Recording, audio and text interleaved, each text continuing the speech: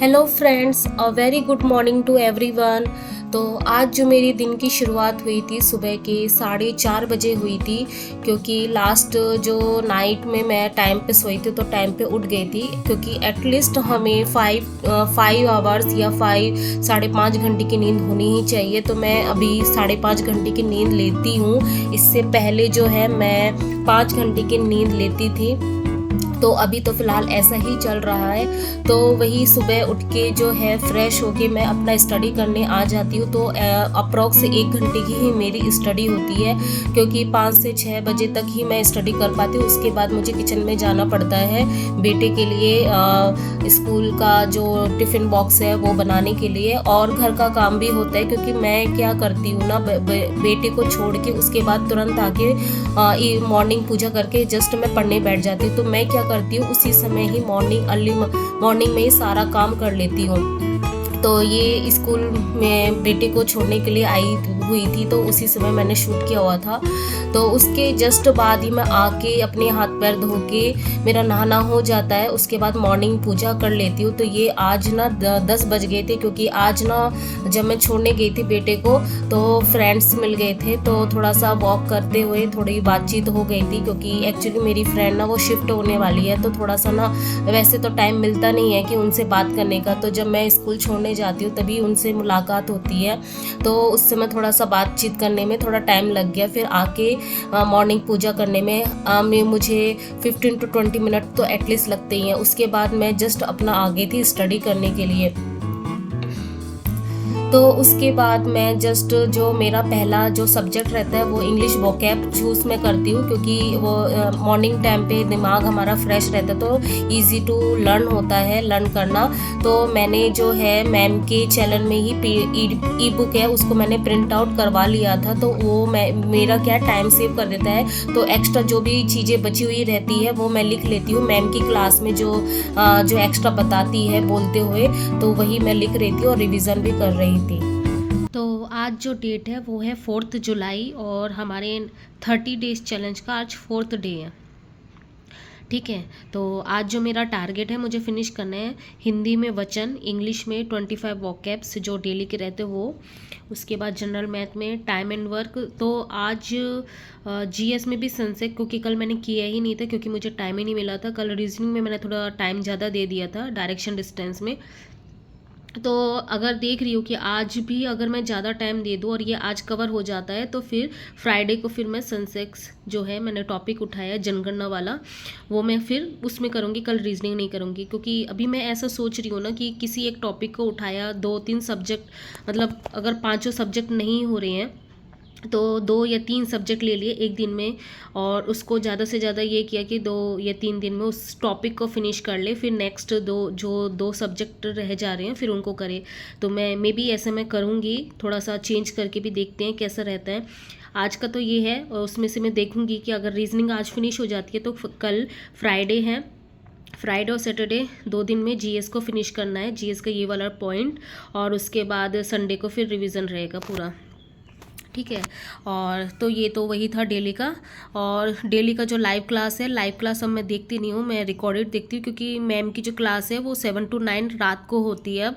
तो उस समय हमारा डिनर होता है, तो बीच सेशन में ज्वाइन नहीं कर सकती मैं, और रात में वो पॉसिबिलिटी नहीं हो पाती है, क्योंकि वो जो लाइव क्लास है उसको रिकॉर्डेड में बाद में देखना तो वो टाइम लगता है उसको। तो मैं नेक्स्ट दिन जैसे मैं आज देखूँगी, तो ऐसे कल की क्लास में आज देखूँगी। सुबह थोड़ा सा मैंने देखा हुआ था जब मैं कुकिंग कर रही थी, थोड़ा बहुत आधे घंटे का ही देखा हुआ था।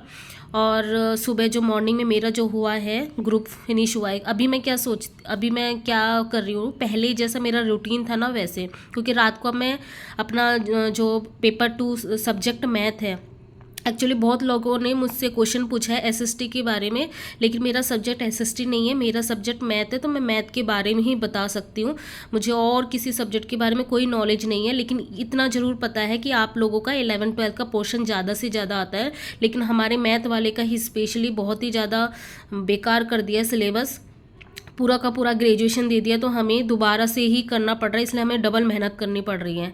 ठीक है, तो सुबह मैंने ग्रुप में थोड़ा बहुत रिवीजन किया था, और बाकी जो कल की क्लास थी वो उसका थोड़ा रिवीजन किया हुआ था रियल एनालिसिस का। ठीक है, ये दोनों 1 घंटे में इतने ही हो पाया था सुबह के अर्ली मॉर्निंग में। और जो मुझे करना है कैलकुलस और डिफरेंशियल इक्वेशन, क्योंकि ये दोनों ना फॉर्मूले बेस्ड क्वेश्चन होते हैं, तो ये मुझे बहुत अच्छे लगते हैं, क्योंकि ये ना ये रिलायंस या ग्रुप है, ये थोड़ा ना बोरिंग लगता है, तो कंटिन्यूस उसको पढ़ भी नहीं सकती, और एक टॉपिक को लेके भी नहीं चलना है, जो हमसे हो रहे हैं ना उनको हमें करते हुए चलना है। ठीक है, तो कैलकुलस और डिफरेंशियल इक्वेशन जैसे ही हो जाएगा, मेरा ये टारगेट है कि संडे तक मैं इसको फिनिश कर लूँ। उसके बाद नेक्स्ट वीक को मैं सोच रही हूँ पार्शियल रह जाएगा और कॉम्प्लेक्स एनालाइज, क्योंकि ये भी फॉर्मूले बेस्ड है। ठीक है, तो उसको मैं स्टार्ट कर दूँ, क्योंकि वो मुझसे मैं कर सकती हूँ अकेली। ऐसा है कि यूट्यूब के थ्रू थोड़ा बहुत जहाँ पे भी अटक रही हूँ वहाँ से। ठीक है, तो आज का मेरा ये टारगेट है। और जो हमारा जो सर का जो है 11-12 के पोर्शन में डिटर्मिनर चल रहा है, तो ये ईजी है, तो सर की क्लास देख लेती हूँ। 1 घंटे की 1.5 घंटे की जो भी होती है कंटिन्यूस रिकॉर्डेड फॉर्म में, उसी के समय ही मैं रिविज़न भी कर लेती हूँ। और क्या बोलते हैं इस तरीके से 11 क्योंकि 11-12 भी हम छोड़ नहीं सकते, क्योंकि हमें नहीं पता DT+ भी कैसा एग्ज़ाम बनाए, वो चेंज कर सकता है, कुछ भी कर सकता है। मैं तो ये बोलूँगी आप बिल्कुल भी उसके भरोसे मत रहो, लेकिन हाँ उसने सिलेबस दिया है ग्रेजुएशन का, तो पहले हमें मस्ट है पहले उसको फिनिश करना है। ठीक है, तो अभी मैं तुरंत पढ़ना स्टार्ट कर देती हूँ। जैसा कि काफ़ी मेरे प्रीवियस वीडियो में मैंने काफ़ी बार मेंशन किया है कि अगस्त मिड के बाद कभी भी एग्ज़ाम हो सकता है, और मैं उसी को ही डेडलाइन मान के चल रही हूँ। ऐसा भी बोला जा रहा है कि सितंबर में अक्टूबर में हो सकता है, लेकिन क्या है अगर हम अगस्त मिड को मान के चलेंगे तो तब तक हमारा सिलेबस हो जाएगा, तो उसके बाद हमें प्रैक्टिस का बहुत सारा टाइम मिल जाएगा। और जितना हमें प्रैक्टिस का टाइम मिलेगा उतना ही हमारे लिए क्या बोलते हैं कि वो फ्रूटफुल होगा, क्योंकि हम ना डाउटफुल में नहीं रहेंगे एग्ज़ाम टाइम पे। तो मेरा ये मानना है कि अब ना हमको सब कुछ भूल के अपनी प्रैक्टिस पे ध्यान देना है, अपनी स्टडी पे ध्यान देना है, क्योंकि अगर हमको एग्ज़ाम पास करना है तो हमें दिन रात एक करना पड़ेगा। अगर हम डाउटफुल में रहेंगे, अगर हम मान के चलेंगे नहीं सितंबर में अक्टूबर है, तो हम रिलैक्स मूड में चले जाएंगे। हम सोचेंगे नहीं अभी तो बहुत टाइम है, हम स्टडी बाद में भी कर लेंगे, और हमारे ऊपर उतना प्रेशर नहीं रहेगा। तो प्रेशर बनना चाहिए, प्रेशर नहीं बनेगा तो कोई भी एग्ज़ाम हम क्लियर नहीं कर सकते। इसलिए हमेशा ना टारगेट बना के चलना चाहिए हमें कि नहीं इस मंथ, ये 1 मंथ है 2 मंथ है, जो भी है आपको एक टारगेट बना के हमेशा चलना चाहिए कि नहीं इस समय तक मेरा कोर्स या सिलेबस कंप्लीट हो जाना चाहिए। और सिलेबस वैसे भी कभी कंप्लीट नहीं होता है, क्योंकि कंपटीशन एग्ज़ाम में जो सिलेबस होता है वो अनलिमिटेड होता है।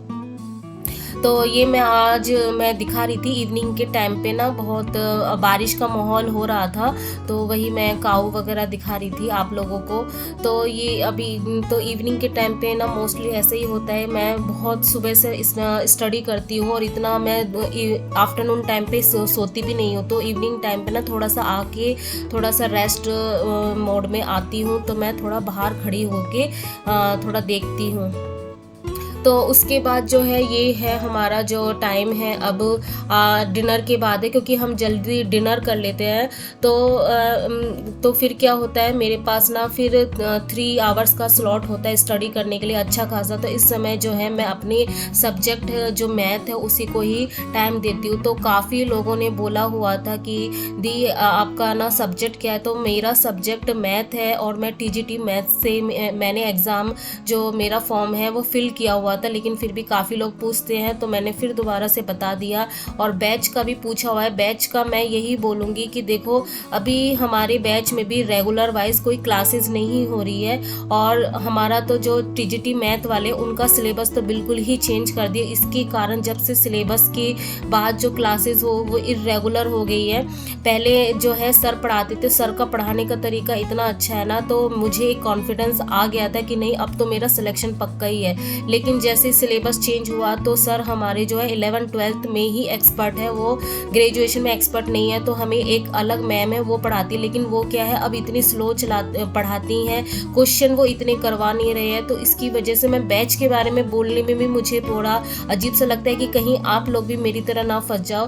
तो बैच होने के बावजूद भी मुझे खुद से स्टडी करना पड़ रहा है, मुझे खुद से अपने बुक से पढ़ना पड़ रहा है, यूट्यूब से पढ़ना पड़ रहा है। तो सेल्फ स्टडी तो आपको करनी ही पड़ेगी, चाहे आप बैच खरीदो चाहे आप कुछ भी कर लो, आपको खुद की अपनी मेहनत करनी ही पड़ेगी अगर आपको सिलेक्शन चाहिए तो।